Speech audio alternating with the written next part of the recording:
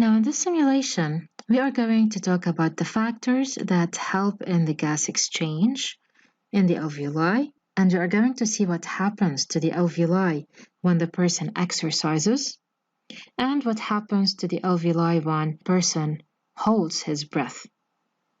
So, the factors, first of all, that help in the gas exchange. As you know that the lungs have millions of alveoli, and each alveolus in our lungs has many blood capillaries around it. This by itself helps in exchange. And here is a fact about the alveoli in our lungs. If you laid them out flat, they would cover a tennis court. Now, what does that mean? It means that the large number of alveoli that is present in the lungs gives a large surface area to help gas exchange.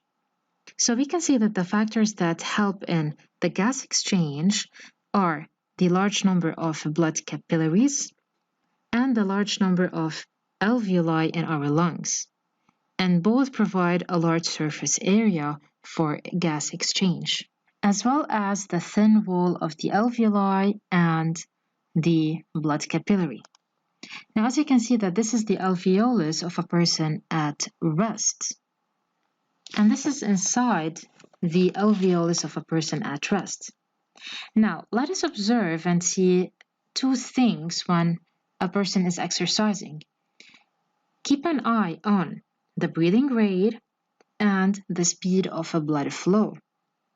So let's check out what would happen when a person is exercising.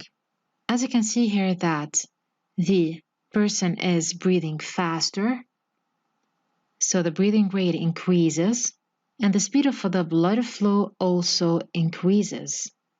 So what do you notice about the oxygen and the carbon dioxide flow in the capillary? As you can see that the level of oxygen flow leaving at B increases drastically, and the amount of carbon dioxide molecules entering at point A also increases sharply than when at rest.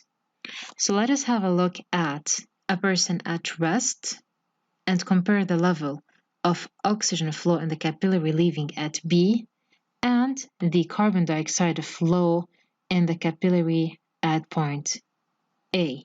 As you can see that the levels decreases. So when a person is exercising, the breathing rate is going to increase and the speed of blood flow is going to increase as well. Let's watch it again. Why do you think that the amount of oxygen that is leaving at point B and the amount of carbon dioxide entering at point A increases when a person is exercising? Well, it is because the muscles need more energy, which means they need more oxygen to make more energy, and thus they would be releasing waste product in the form of carbon dioxide. Now, what happens if a person holds his breath? So when a person holds his breath, let's say if they want to dive into the water and they held their breath, notice how the level of oxygen in the air entering the alveolus decreases than when at rest or not holding their breath. What about the amount of carbon dioxide? As you can see that the amount of carbon dioxide in this case is going to increase in the alveoli. So we can say that when a person holds his breath, the amount of oxygen in the alveoli is going to decrease than when at rest or not holding his breath, and the amount of carbon dioxide is going to increase.